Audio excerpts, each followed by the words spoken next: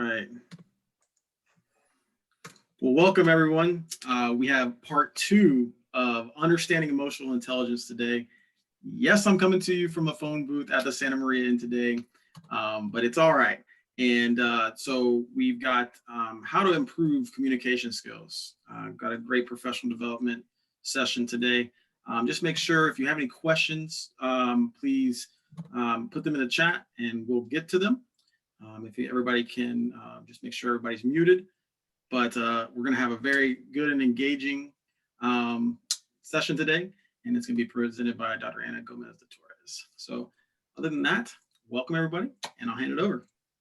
Thank you, Tom. Thank you, everyone, for your time. And I know we're all busy as we're getting ready to come back, and some of you obviously are already quite busy on campus.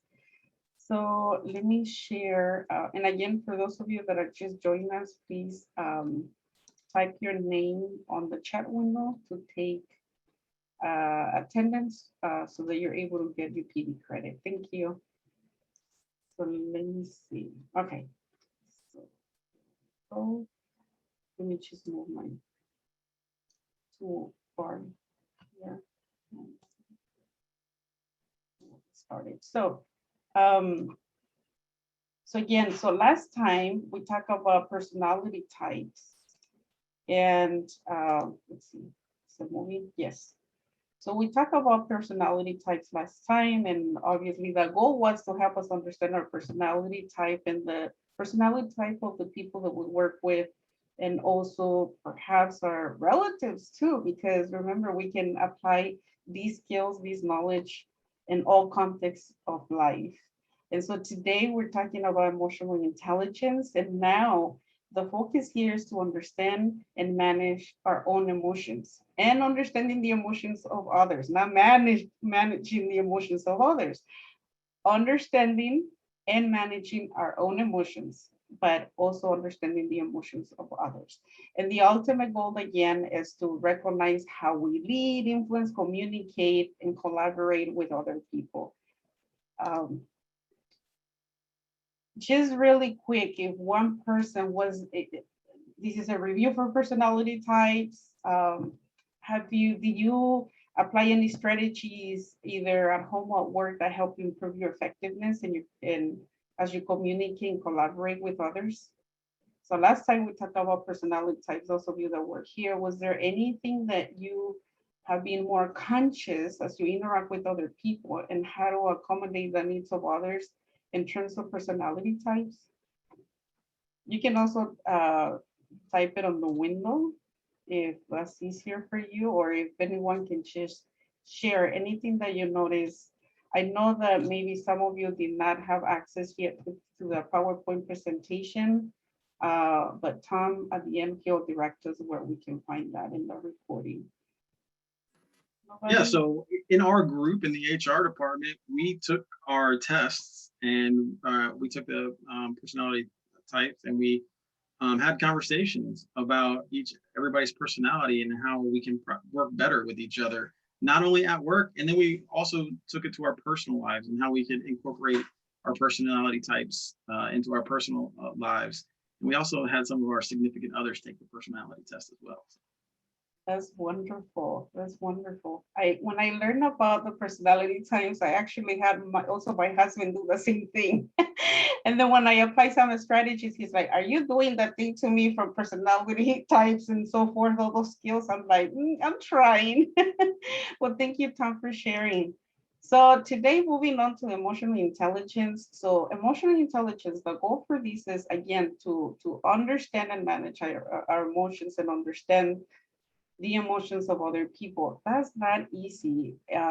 It takes time to be mindful in the moment and really embracing to the full potential as we communicate with people, either at home, at work, or in our community. John Maxwell has this quote that says, "Life is 10% of what happens to me and 90% on how I react to it." So really a lot of the things start from our emotions and how we act, we behave, how we interact with one another. And so that's the 90%.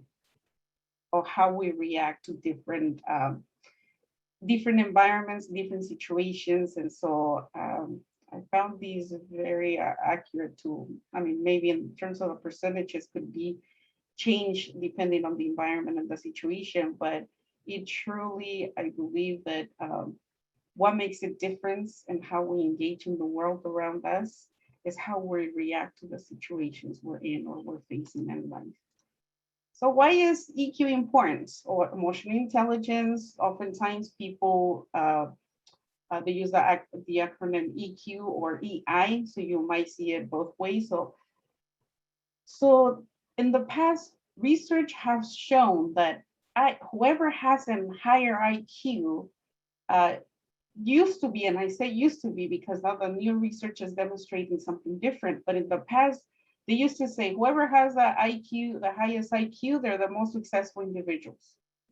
Well, new research is actually showing that that's not necessarily true because we also have to regulate our emotions and how we communicate with other people, which it involves our personal and social competence.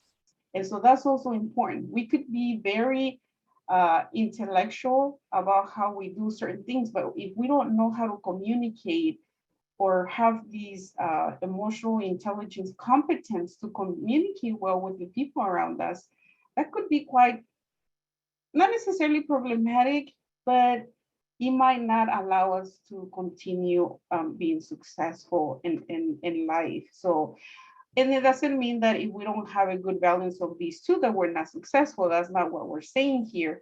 But the ultimate goal is to have a good balance of those two. And the EQ, even some researchers have said that EQ, it's even more important than the IQ, but everyone can argue otherwise.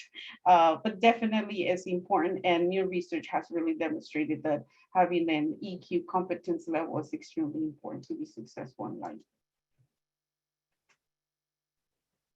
So EQ and skills. So education help us establish a high IQ and graduates, right?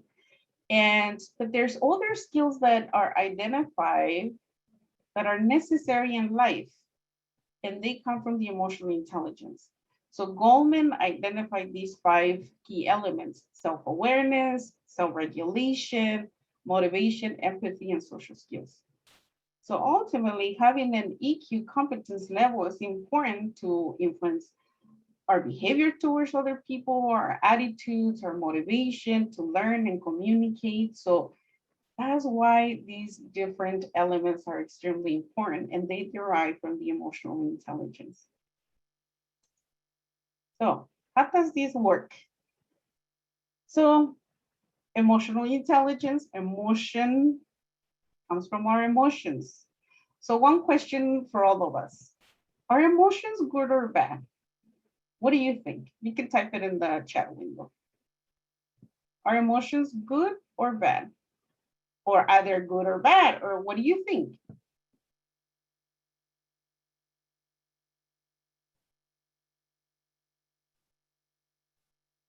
So some people are saying good.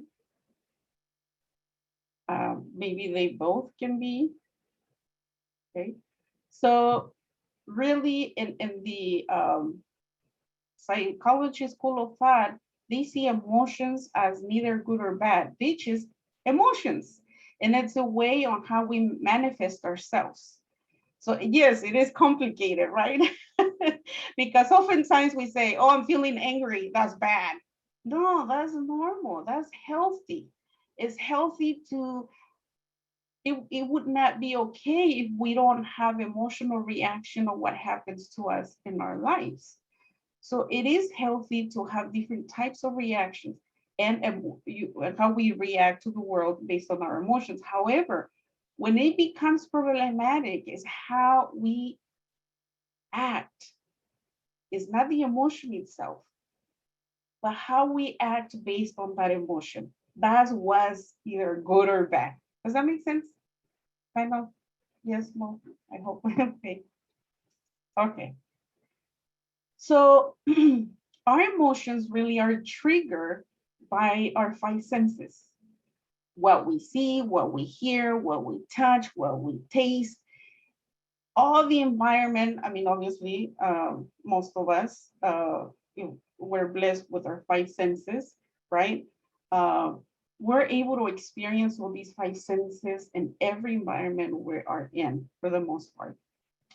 Except sometimes we are more aware of these than other times. We were mindfully in the moment, and you'll see, you understand more what I'm trying to say and based on that. But so through our five senses, that's how our emotions are triggered. Okay, so looking at the brain, so how does this work? So we have the limbic system, which is the emotional brain. And so that's where all the emotions reside, where the memory begins and the feelings. And you see us right on this area. Let me grab my, so limbic brain, emotions, right here, right? So the five senses and our emotions is like having a pathway through our spinal cord that goes up our spinal cord, and it hits first in the limbic brain, which is the emotional brain. Okay. And so that's why oftentimes, how many of you, and this has happened to me also, we say things, especially at home, we say things and then we regret. Oh, I shouldn't have said that. Oh, I'm rushing to work and my son dropped the coffee and made a mess or whatever. And there you go, you raise your voice and you maybe say something not too nice and you regret it. Well, it's because we're actually acting on our emotions. So what happens is that we need to give enough time to process that to the neocortex in this area right here, the higher order thinking. So that's the rational brain. Once those pathways, and they're almost like shock, like if you can kind of visualize it like a shock going through your spinal cord, it goes to the limbic brain, and that's your emotions. You have to give it time so that that message can go through the neocortex, which is the higher order thinking or the rational brain, so that you process better. Oh, okay, wait, I shouldn't say that, or maybe I should approach this way, or so forth. So EQ, again, is perceiving, understanding, and regulating emotions, senses, verbal and nonverbal stimuli, and it activates the fight or flight part of our brains. And that's why if we act on our emotions, oh, I said I should have done that, should have said that, or whatever. So what can we do to avoid that need or to improve that? We have to.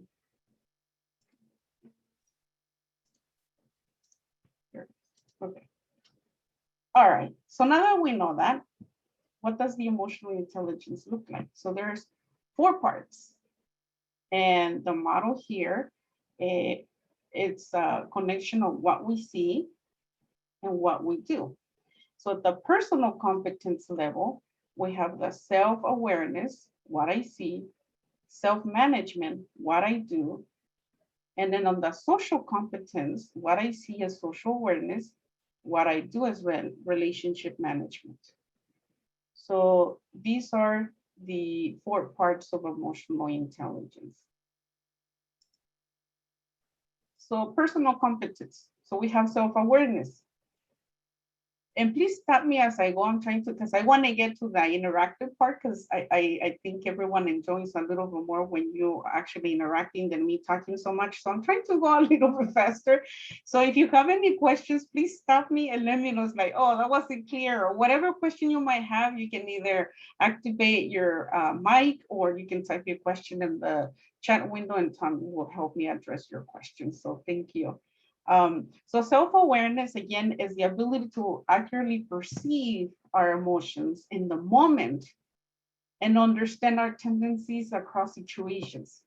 So first of all, when we are self-aware, and we perceive our own emotions, it's important to identify how we react. Like some people, oh, I get a headache when I'm angry, or I get a stomach ache, or that manifests physically.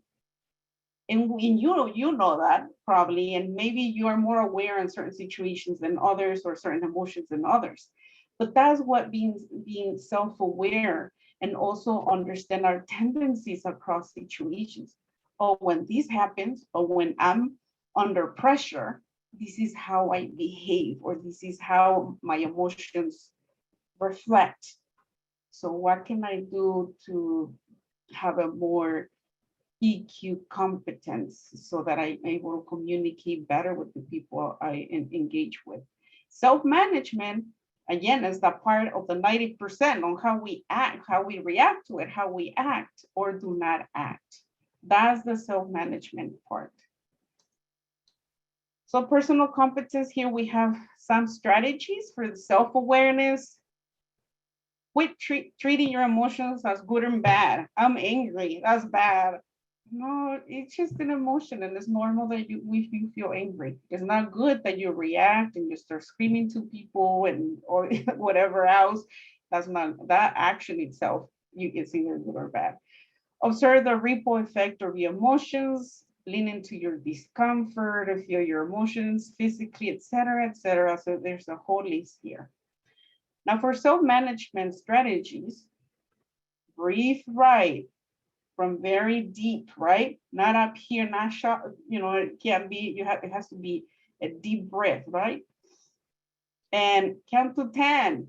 I don't know, 20, maybe. It depends on the situation. If you have time to count to 20, sleep on it. Even though culturally speaking, in some cultures, sleeping on it is almost like you're trying to avoid the situation. And I tell you, because in some Hispanic communities and in other cultures, when you tell someone sleep on it, it's an offense, because, oh, you're trying to ignore me?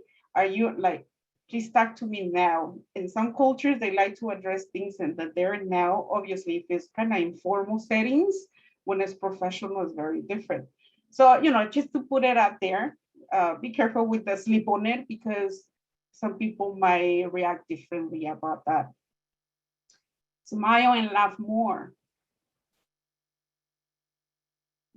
Have you heard that when people laugh more, they supposedly live longer?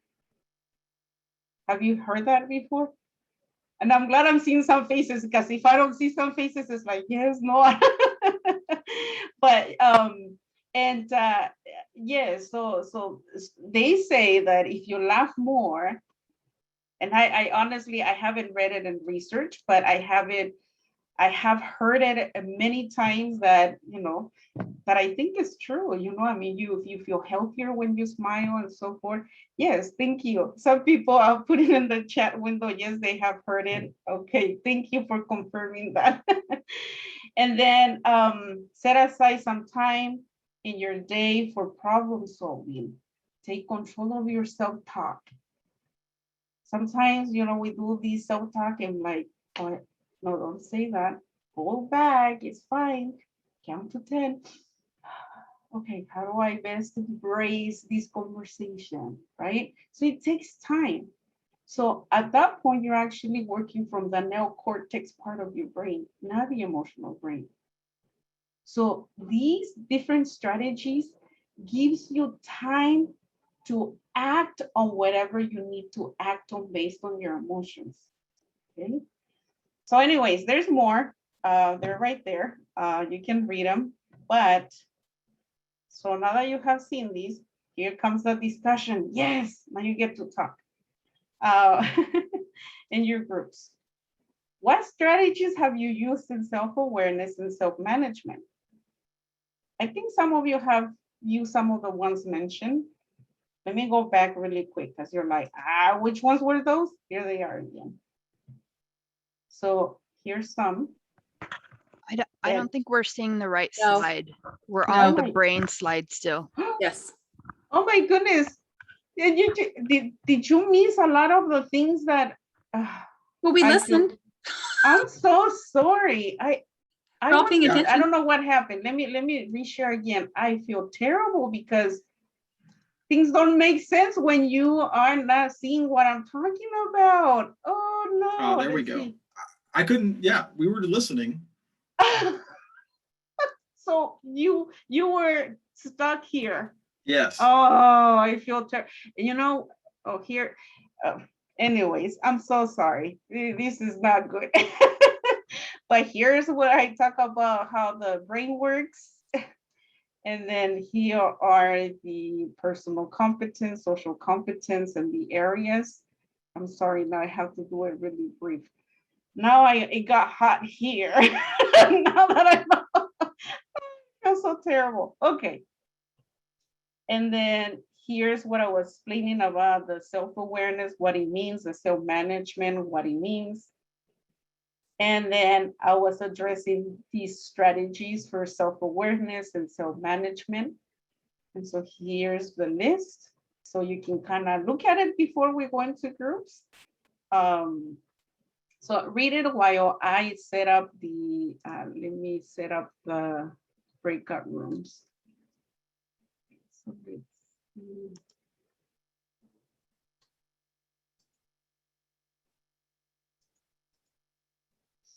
So the art groups will be 4 to 5 participants per room. And I created them. So the question, let me go to the question now. So what strategies have you used in self-awareness, in self-management? So share these with your group. So I'm gonna open the rooms and maybe about 8 minutes or so, we can discuss these. So the breakout rooms are open. You can join your rooms now.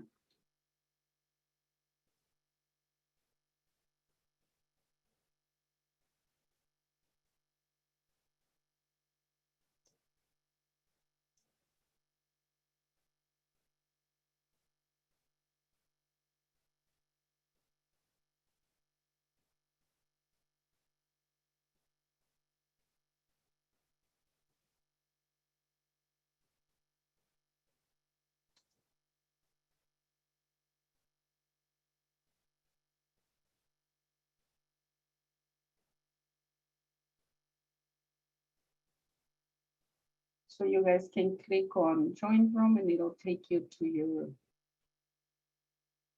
room. If you're using a phone or tablet, you can click on the waffle, like a couple of squares, click on it, and it'll give you the message again to go to your assignment. Thank you.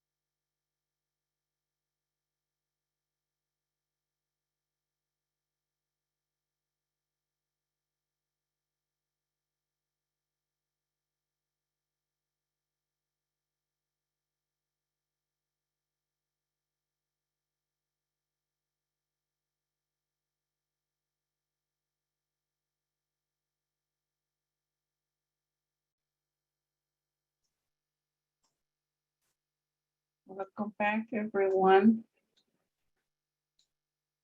I'm still counting to 10 since I made a huge mistake with the slides. Thank you, Holly, for letting me know. I was like, oh, you should have told me sooner. Because it doesn't make sense. You can be hearing someone, you're like, oh, yeah, I kind of know what she's talking about, but for the visual learners, you really need to see it. And so, oh, that's why I'm so bummed about it. But I know someone asked if you're gonna get the PowerPoint presentation. I know Tom is posting, he posted the stuff. Where is it posted, Tom? I see you there. Yeah. Oh, we're going back. What was that? I'm sorry. The recording of this Yep, of the it's session on- and also the PowerPoint presentation on PDF format, they're posted somewhere. Where do they Yep. be? It's on our Keenan training website, and I'll post the link again right now in the chat. Thank you.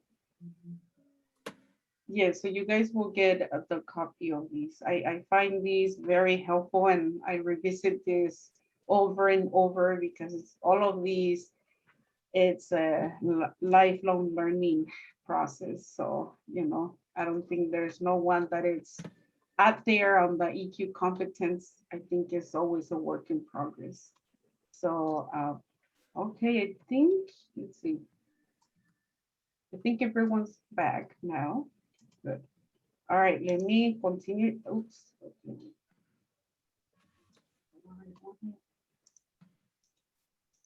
Let's hope I share the right slide. Please hold me accountable with this. Yes, yeah. Okay, so moving on to the social competence.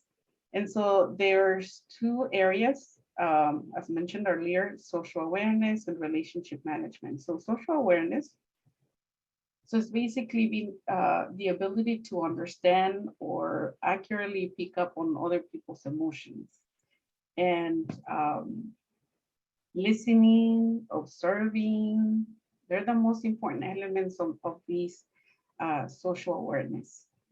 So oftentimes where we're trying to rush to make a decision, either at work or at home, sometimes we're not really oftentimes, and I'm not saying it happens all the time, but one of the most challenging things for all of us is to be mindfully in the moment. When you're actually mindfully in the moment, you can listen and observe better.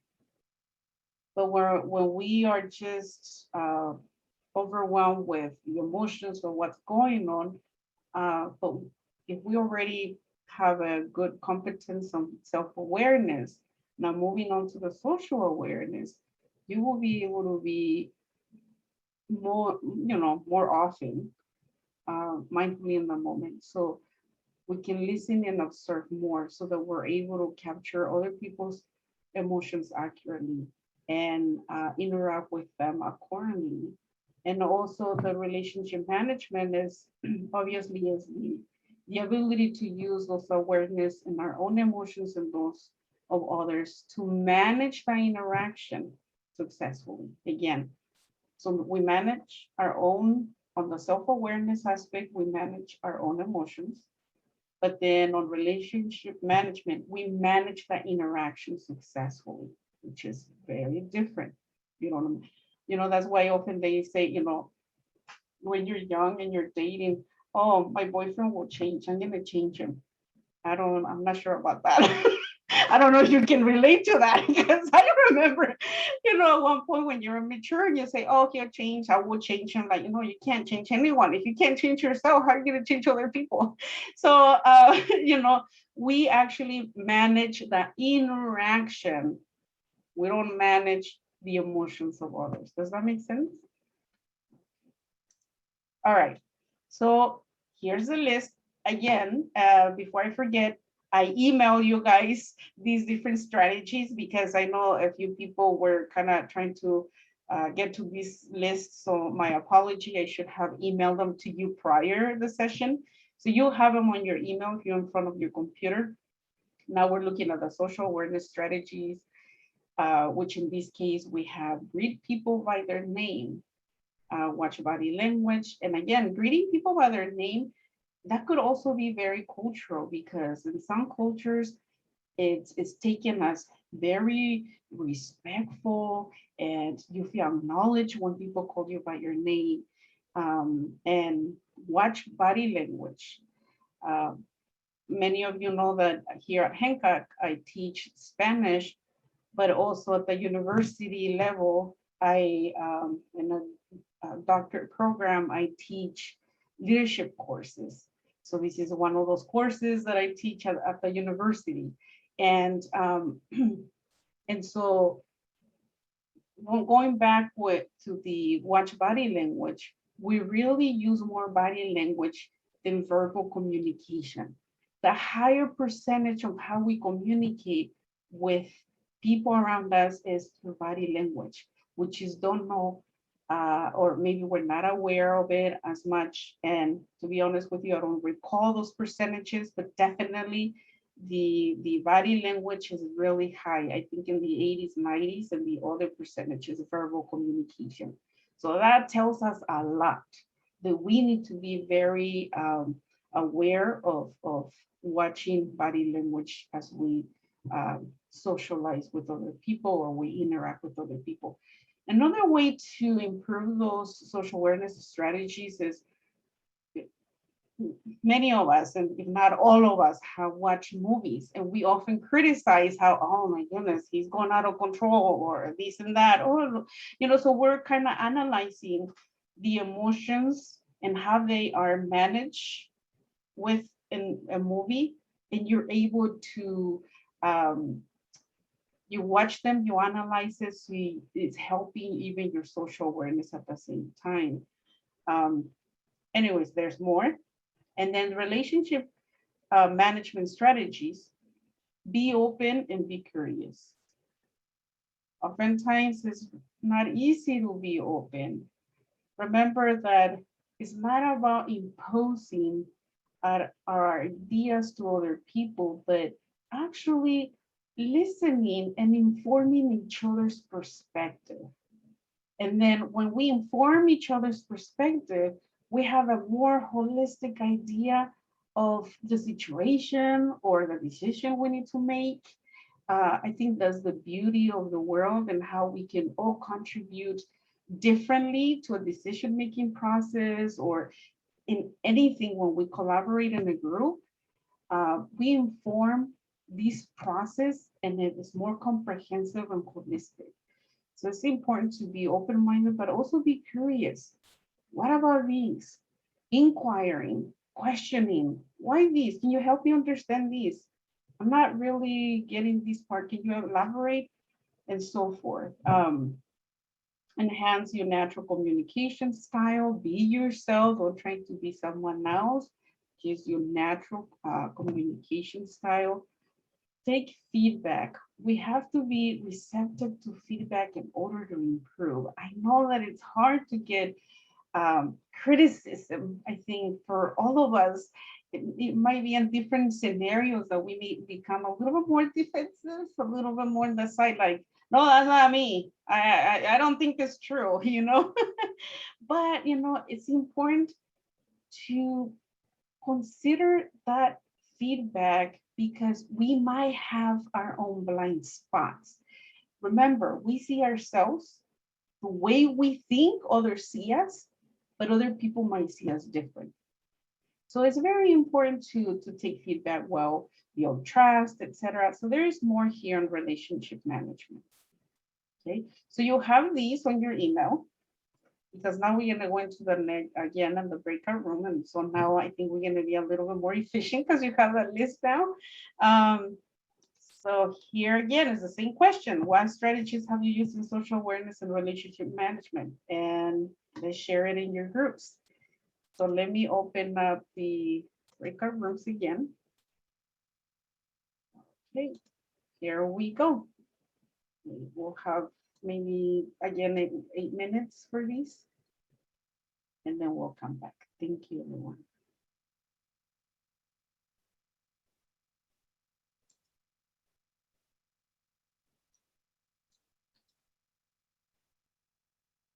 isn't this one single moment in time, but kind of for and around that interaction, I think makes it more successful and more leads to a more positive outcome. Thank you for sharing, Alisa.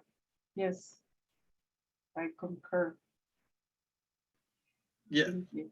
I mean, to follow along with that, right? Our group, we talked about, you never know, like the way that you act and, your actions, if you're positive, that can rub off on somebody else, right? So smiling and laughing and making sure you're having that positive engagement, because that could change somebody's total day and total attitude and help them out as well. But again, if you come in abrasive and not in a very good mindset, then that could also affect your team to be in a bad mood.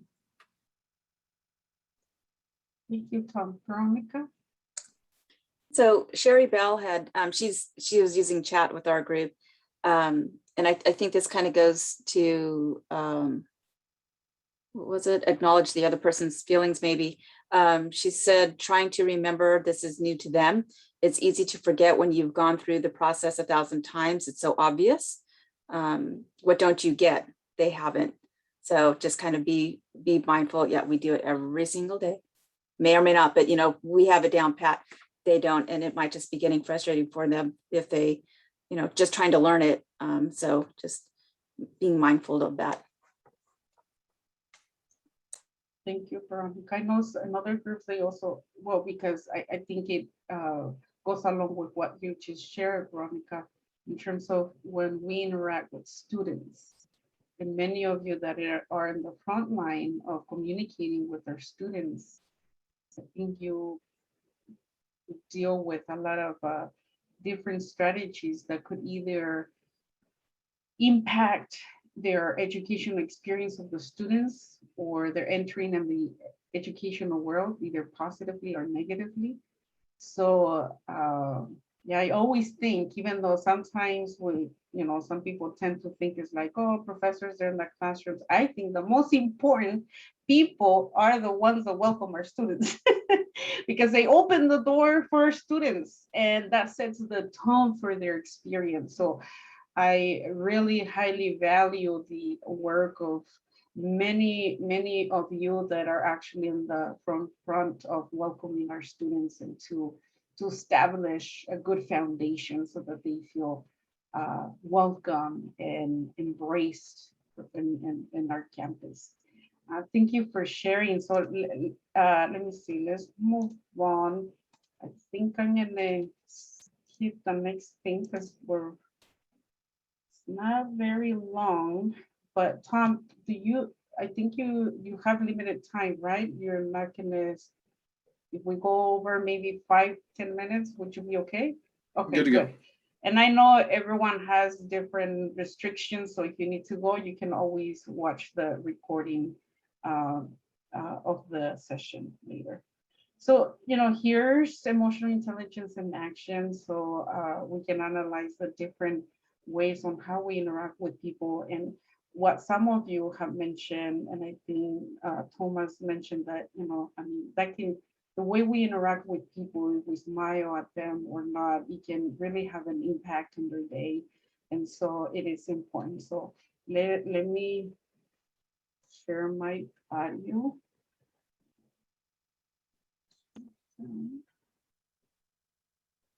Let me know, thumbs up, Tom, if you hear it. Can I say something?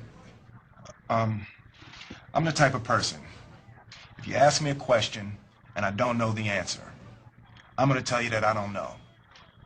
But I bet you what? I know how to find the answer, and I will find the answer. Is that fair enough? I can do it. No, you can't. No one can. It's bullshit. No, I'm pretty sure I can do it. No, you can't. Let me see it.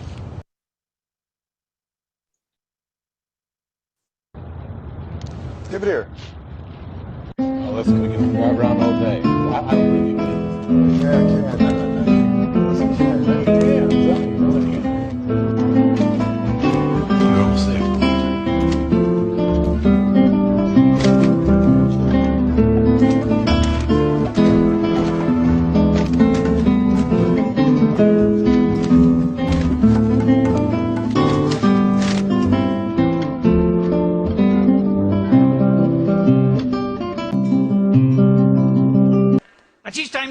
वो भी कम है।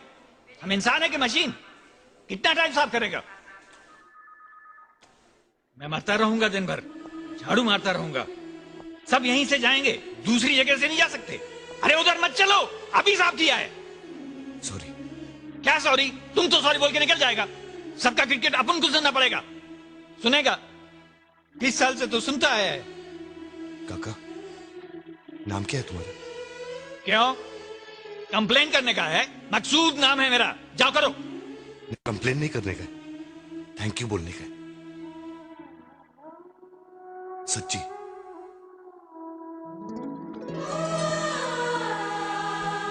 तुम बहुत मस्त काम करते हैं मकसूद भाई।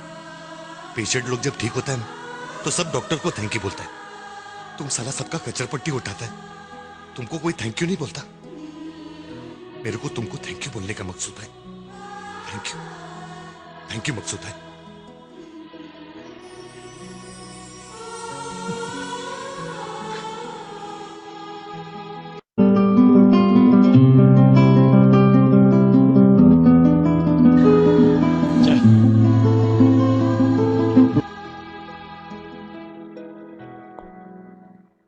Sorry.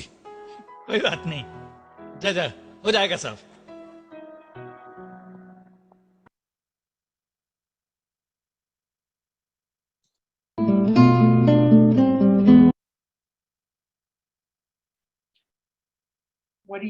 What do you think of the video we just saw? Any thoughts?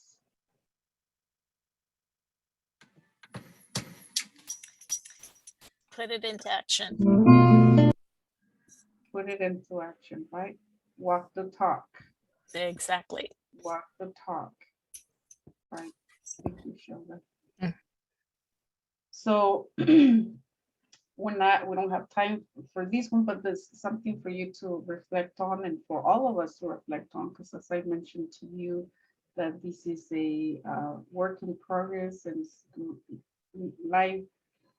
long life process and progress and how to improve and have a EQ competence level.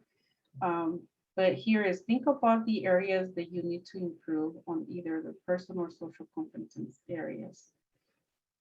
We didn't have, I didn't want to share aloud with the whole group our personal competence areas, because we go a little bit more on the personal level, more personal. And that's why purposely I only have you share out to a larger group, the social competent areas. But, you know, I believe like anyone, there's always something to improve on. I have things to work on. I still, you know, need to master things in life to better communicate with other people. We're human beings who make mistakes, and the goal here is to learn from our mistakes and see what other strategies we can use so that we can communicate well and be embracive, inclusive, and make everyone feel part of, you know, part of the, you know, that everyone's important in any process, in any context, and that everyone deserves respect, regardless of their position, regardless if it's our students, if it's our colleagues, supervisors, etc. And so the question to ponder on as we go away, when we finish the session, you go home or you stay at work, and if you have time, think about these, what strategies are you thinking on using to improve those areas.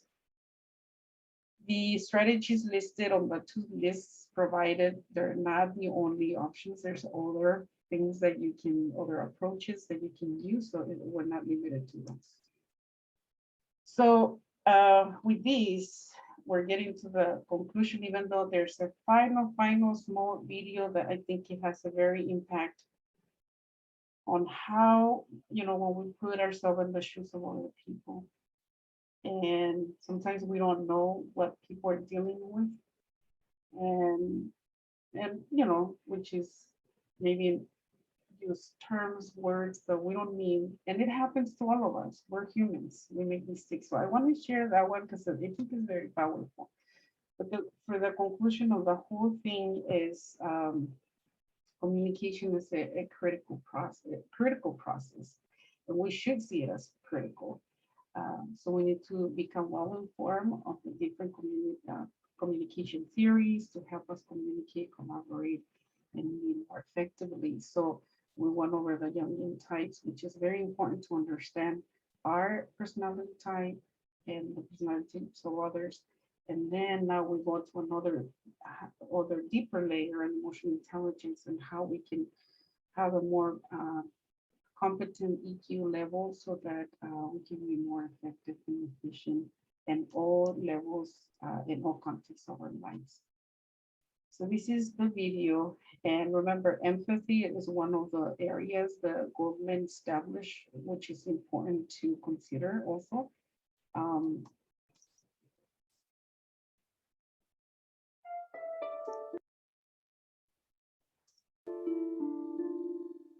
Can you hear it?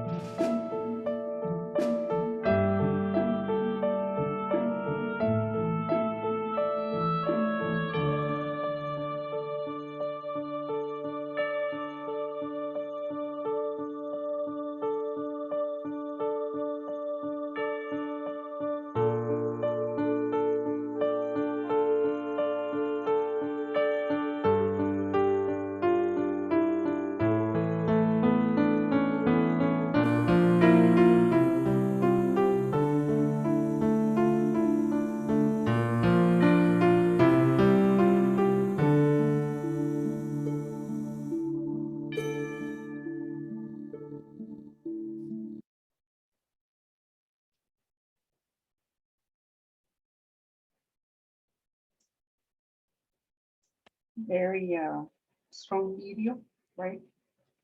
And I think many of us, especially through the pandemic, have dealt with so many things. And so, yeah, I hold myself back for not crying. I think most of you can relate to some of these things, especially if you lost loved ones. But you know, if I've always tried to think that oftentimes difficult people have difficult pasts. And if we can put ourselves in the shoes of other people and try to have a little bit more empathy and understand them, I think that if we see the world through those lenses, I think it would be a better world as we communicate with one another. And it's all about being humble. It's all about reaching out to whoever's in need. And I think if we go outside or we go back to our lives after this session, we're going to start hopefully reading the world different and be able to read these physical and emotional cues that other people are giving us, so that maybe even just putting a smile on our face could make their day, their life. How many of our students have gone through so much throughout the pandemic?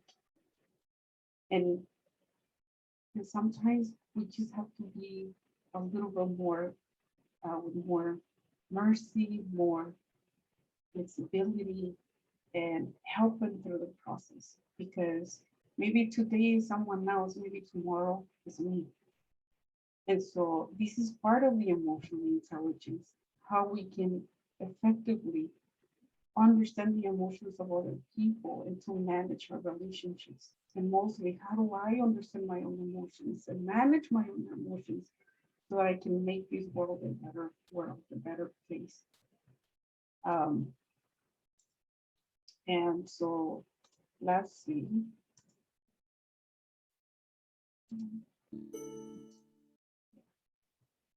So David Caruso says, it is very important to understand that emotional intelligence is not the opposite of intelligence.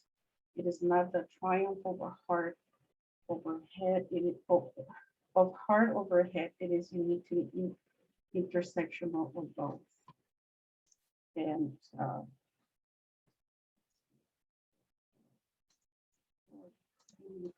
but I had an image where there's the brain and the heart, and they're actually together, they're communicating. Ultimately, the goal of the IQ, EQ is that those two elements can communicate so that we can thrive and live and be able to communicate more effectively and efficiently. And so we can be more embracing and just create a better work environment, and then maybe even at home, because it happens to all of us. We're not perfect, we're human beings. So with that said, if you guys have any questions, I'm here to answer any questions or comments. The last slide is the reference, but I will put it nicely on MLA format so you guys can have that too. So with that said, and I'm sorry, I didn't want to end in a very sad tone, but we're talking about emotions, and emotions are good. So it's okay to filter them. It's fine, you know. And so thank you so much for your time and your commitment to our students. I know we're all dealing with a lot. And I think that working together and understanding one another really, it will make our second family at work better. We can collaborate better and just try to make a better world overall. So thank you so much. I appreciate all of you. Take care. Tom? Yes. So please, I hope everybody can virtually join me in giving a round of applause. That was 2 excellent sessions and very informative. And I'm going to take away so much. And again, that self-reflection is going to be so huge in understanding both my professional and personal life. But I can't thank you enough for these awesome 2 sessions. Great takeaways and tools. I hope everyone else can utilize these tools and put them in your professional tool belt, and not only professionally, but personally, and advance your careers. And these are going to be great stepping stones for that. So again, thank you so much. Great presentation. So Thank you, Anna. yeah. Thank you, Holly. Thank you, everyone. I appreciate all of you. Thank And you so going much. forward, we'll have this recorded. I'm going to put it on Keenan.